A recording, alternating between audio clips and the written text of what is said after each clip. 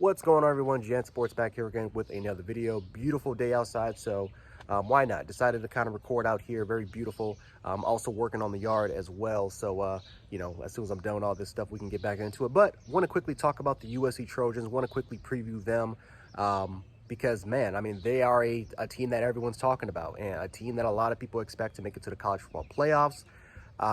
Gonna get into my thoughts about it because I'm gonna be honest with you guys, I am not one of the biggest fans of USC, that everyone keeps saying that they are a top 10 team automatically, but we're gonna get into it. So looking at the USC Trojans, you look at them last year, had a very disappointing year. They did have some promising players, Drake London being one of those guys, but he ended up going off to the NFL, right? They also had Drake Jackson also ended up going to the NFL, ended up being a second round, or I think either a second or third round pick. So they had some guys go to the NFL here and there, but obviously USC, this is not the same USC team.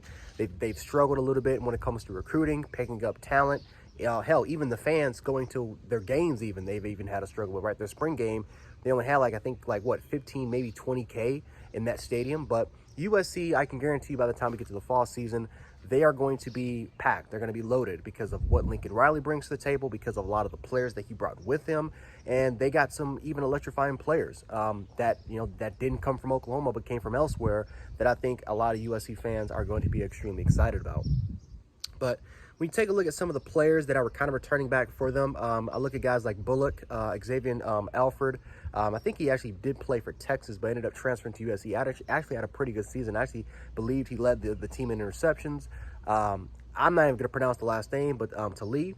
I'm not even going to pronounce the last name because I'm going to butcher it, but he did play on the defensive line. I think had around 4 to 5 sacks. Gary Bryant Jr. kind of started to really showcase why he was one of the better receivers in all of college, not in all of college football, but for the USC Trojans, right? Now, USC had some players, but Gary Bryant Jr., huge expectations, a guy that came out of Corona Centennial, and that's a guy that I think could potentially emerge, right? A guy that could potentially emerge for this particular team, right? You look at Varejos, you look at Brett Nolan from the offensive line a little bit, and they got a very experienced offensive line. And a lot of USC fans continue to say it, but according to PFF, they had one of the best, if not the best, offensive line in the Pac-12 conference. USC fans will not shut up about it. So the offensive line should be, for the most part, they got a lot of experience coming back. Offensive line should be intact, and they should be ready to go. They should be ready to get the ball rolling there. Some other things wanted to quickly talk about too was some of the transfers that they were able to bring, right? You look at guys like Shane Lee from the University of Alabama, former starter back in 2019. You're going to bring him there. Could potentially start as an inside linebacker for you there. You bring in, of course, the biggest name out of all is Jordan Addison, who they recently got from Pittsburgh, former Biletnikoff Award winner, future first-round pick or future projected first-round pick, absolute stud, 1,500-yard receiver for Pittsburgh. That's a guy that, again, is going to be an absolute stud. Is going to be an absolute stud for you, right? You bring in Caleb Williams, a guy that's going to be throwing the football to some of these guys. Caleb Williams, one of the most electrifying players in all of college football. USC fans are absolutely going to love his style. They're going to absolutely love his play. And the way that Lincoln Riley continues to coach these quarterbacks, or again, part of the he's part of the journey there. Again, there's no reason to say there's no reason to sit up here and say that Caleb Williams is absolutely going to fail when it comes to producing or developing a star quarterback, because they already have one with Caleb Williams, and a guy that I believe can continue to get better. Some other guys, you look at Mario Williams that they were to get from the transfer portal as well. And again, they just, for the most part, USC did just a really, really good job bringing in talent, right? Travis Dye is another big name. Again, that's a 1,500-yard back you got from Oregon. Incredible. I mean, not only did you get, the dude is literally in the same conference as you guys. He was competing, and he had a great career at Oregon, decided to transfer at USC for some reason. So, the USC, for the most part, got a lot of star power from the transfer portal. And that's where you're really starting to see a lot of these projections. You're really starting to kind of see that USC, with their star power, with their talent, it's a pretty good reason why they are projected to being the best team in the Pac-12. I do have some question marks about USC, though. I would say one of those question marks was, again, not only do you bring in a bunch of brand new players that have never even played at USC before, but you're bringing in an entirely brand new coaching staff, right? For the most part, you bring in Alex Grinch, Lincoln Riley brought in Alex Grinch as your defensive coordinator. He kind of started to slip up a little bit, right? He had a great 2020 year, but then 2021, he kind of started to slip up a little bit there. You bring in Josh Henson as well. Some notable names as your OC. So, when I look at this USC team, yes, you got an entire brand new coaching staff. You got, talented players, notable coaching staff, notable players, but the continuity, right? That's right. The continuity, the chemistry, right?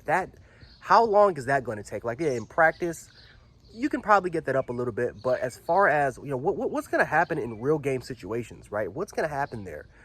Because there are some other good teams that are bringing back a lot of talent, that's bringing back a lot of experience coming back, that they're going to have an advantage when it comes to the continuity, when it comes to playing time, right? Developing chemistry. That matters in college football. That matters in sports in general, especially in team sports. And when I look at teams like Utah, when I look at even Oregon, even though they've lost a lot of talent themselves, right, they still have some of those 4- and 5-star guys there at Oregon, and for the most part, and I just don't think that they're going to be a sleeper. And even then, right, we just can't, rule out teams like Stanford that's coming back with a lot of talent. We can't rule out, we just can't rule out some of those other teams in the Pac-12 conference, because you never know. I mean, no one expected Utah to be to win the Pac-12 last year, but they came out of nowhere and they were able to win it. So we also have to factor that in as well.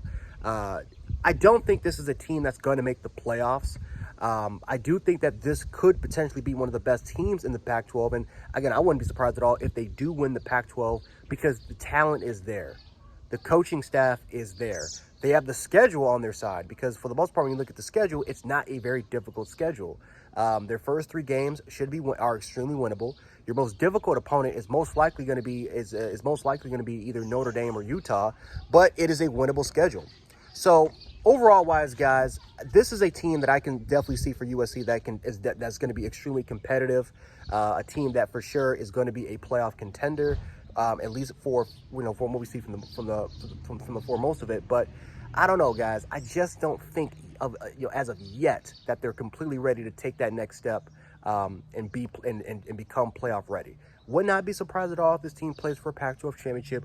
Wouldn't be surprised at all if they do ended up winning the Pac-12. They do have some other competitors in there that I definitely feel like we can't overlook yet, and I feel like that is something that, we've already given the title to USC, but we can't overlook these other Pac-12 opponents. We can't do it. Like teams like Utah, teams like Oregon, that's been extremely competitive over the last 3 to 4 years. So that's just my thoughts about it. What are your thoughts about it? Let me know in the comment section. And if you guys like the video, share the video, subscribe, and even like the little view, right? I'm working on the yard, so definitely excuse the mess. But anyway, guys, hopefully you guys enjoy your day, and I'm out.